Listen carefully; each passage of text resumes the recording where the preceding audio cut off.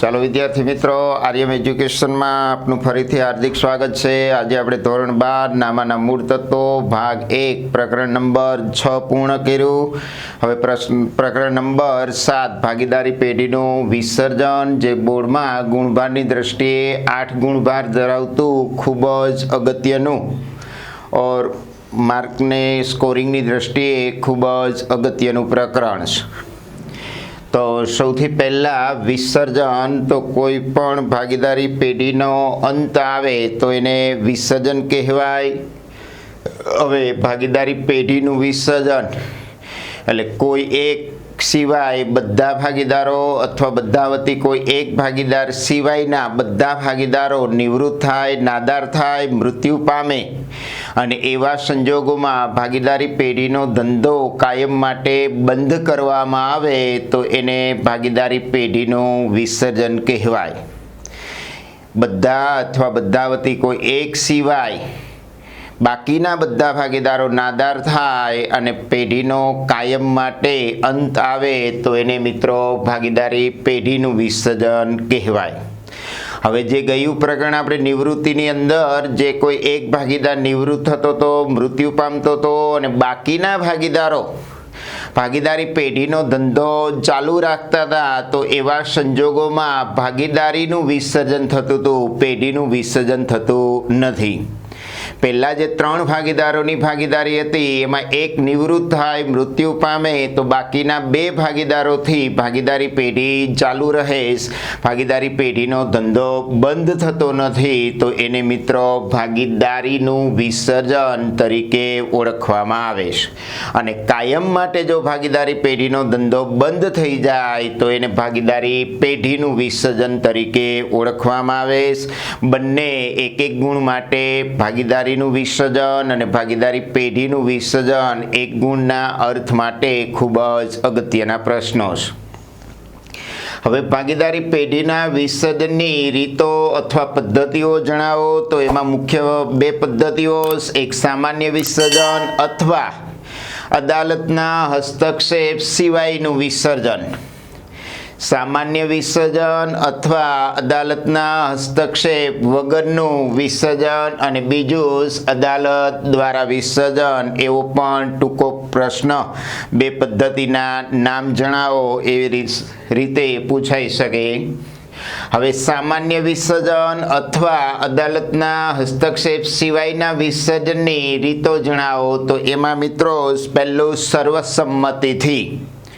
તો ભાગીદારી પેઢીના બધા ભાગીદારો ગમે ત્યારે નક્કી કરે ત્યારે પેઢી બંધ કરી શકે। બધા ભાગીદારોની સર્વસંમતિથી ગમે ત્યારે પેઢી બંધ કરી શકે તો એને સર્વસંમતિથી વિસર્જન અથવા મરજિયાત વિસર્જન તરીકે ઓળખવામાં આવે છે। તો એક ગુણ માટે મરજિયાત વિસર્જન એટલે શું, એ પણ પ્રશ્ન અગત્યનો છે।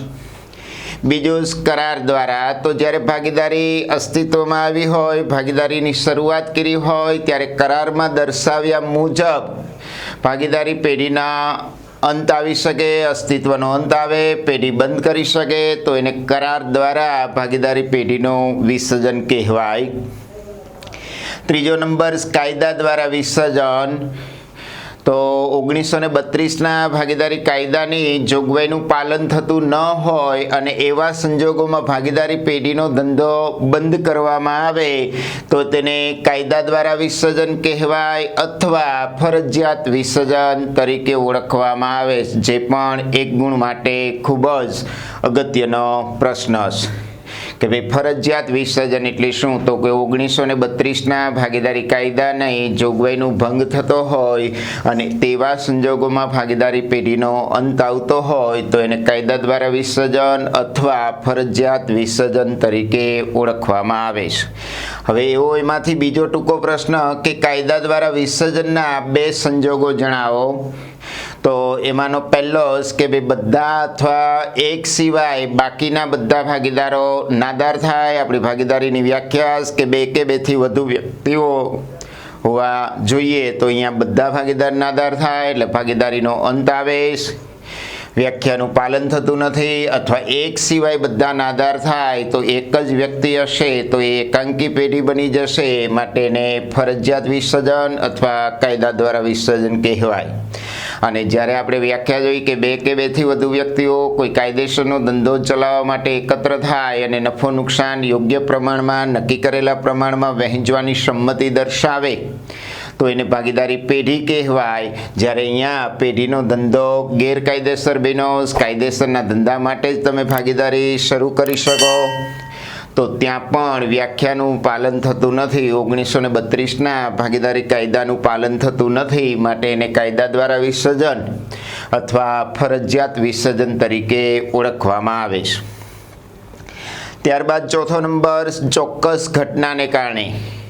કોઈ એવી ચોક્કસ ઘટના બને અને એને કારણે ભાગીદારી પેઢીનો અંત આવતો હોય તો એને ચોક્કસ ઘટનાને કારણે ભાગીદારી પેઢીનું વિસર્જન કહેવાય.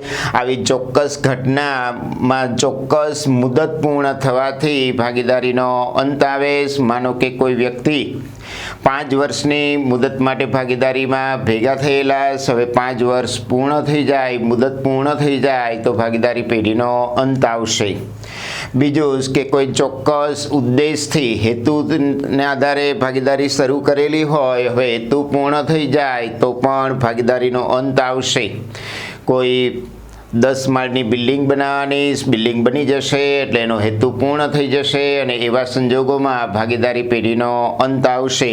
તો આ ચોક્કસ મુદત પૂર્ણ થવાથી અને ઉદ્દેશ પૂર્ણ થવાથી એ ચોક્કસ ઘટનાને કારણે ભાગીદારી પેઢીનો અંત આવશે. અને 5મો નંબર છે મિત્રો, નોટિસ દ્વારા. તો કોઈ પણ ભાગીદાર પોતે ભાગીદારી પેઢીનું વિસર્જન કરવાનો ઈરાદો ધરાવતી લેખિતમાં નોટિસ આપે તો એવા સંજોગોમાં ભાગીદારી પેઢીનો અંત આવી શકે. હવે એમાંથી એક ટૂંકો પ્રશ્ન આવે કે સ્વૈચ્છિક ભાગીદારી પેઢીમાં ભાગીદારીનો કઈ રીતે અંત આવી શકે.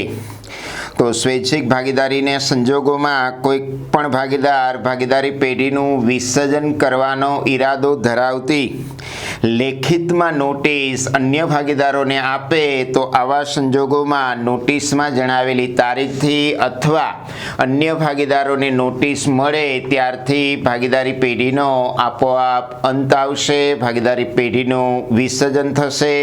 તો એને નોટિસ દ્વારા ભાગીદારી પેઢીનું વિસર્જન કહેવાશે. આ હતા સામાન્ય વિસર્જનના સંજોગો. સૌથી પહેલા સર્વસંમતિ એટલે મરજિયાત વિસર્જન, બીજું કરાર દ્વારા, ત્રીજું કાયદા દ્વારા વિસર્જન, ચોથું ચોક્કસ ઘટનાને કારણે અને 5મો નંબર નોટિસ દ્વારા. જેમાંથી મરજિયાત વિસર્જન 1 ગુણ માટે અગત્યનું, કાયદા દ્વારા વિસર્જન એટલે ફરજિયાત વિસર્જન 1 ગુણ માટે અગત્યનું. કઈ 2 ઘટનાને કારણે ભાગીદારી પેઢીનું વિસર્જન થાય તો એમાં 2 ઘટનાઓ બતાવવાની. કાયદા દ્વારા વિસર્જનના 2 સંજોગો અગત્યના ટૂંકા પ્રશ્ન તરીકે. અને સ્વૈચ્છિક ભાગીદારી પેઢીમાં નોટિસ દ્વારા લેખિતમાં વિસર્જન કરવાનો ઈરાદો ધરાવતી લેખિતમાં નોટિસ અન્ય ભાગીદારોને આપવામાં આવે તો એવા સંજોગોમાં ભાગીદારી પેઢીના અંત આવી શકે, વિસર્જન થઈ શકે. ત્યારબાદ બીજો પ્રશ્ન 3 ગુણ માટે અગત્યનો કે અદાલત દ્વારા વિસર્જનના સંજોગો જણાવો. અદાલત દ્વારા વિસર્જનના સંજોગો જણાવો. તો એમાં સૌથી પહેલા કોઈ પણ ભાગીદાર અદાલતમાં અરજી કરશે અને એવા સંજોગોમાં અદાલત પેઢીને વિસર્જન કરવાનો હુકમ કરશે. તો એમાંનો સૌથી પહેલો કે કોઈ ભાગીદાર અસ્થિર મગજનો બને તો એવા સંજોગોમાં ભાગીદારી પેઢીનો અંત આવશે. બીજો નંબર કે કોઈ ભાગીદાર પેઢીમાં પોતાની ફરજો બજાવવા માટે અશક્તિમાન બને.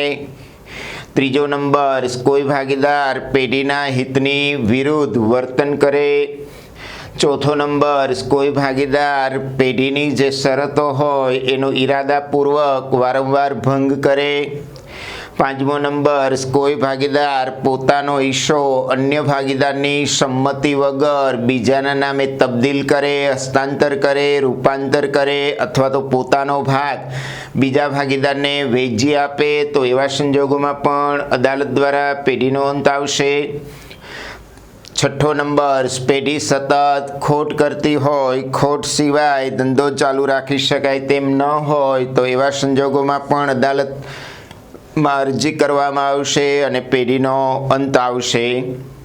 આ સિવાય કોઈ પણ કારણ અદાલતને વાજબી લાગે તો એવા સંજોગોમાં અદાલત દ્વારા પેઢીના વિસર્જન થઈ શકશે.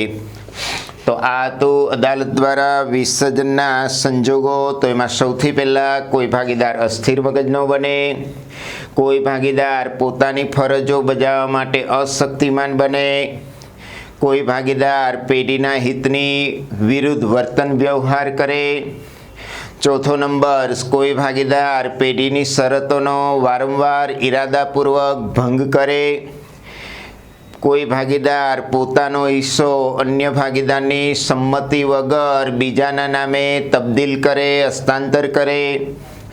પેઢી સતત ખોટ કરતી હોય, ખોટ સિવાય ધંધો ચાલુ રાખી શકાય તેમ ન હોય અને આ સિવાય અદાલતને અન્ય કોઈ પણ કારણ વાજબી લાગે તો એવા સંજોગોમાં ભાગીદારી પેઢીના અંત આવી શકે. તો નેક્સ્ટ વિડીયોમાં નવા પોઈન્ટ સાથે મળશું. બાય બાય, થેન્ક યુ, જય શ્રી કૃષ્ણ.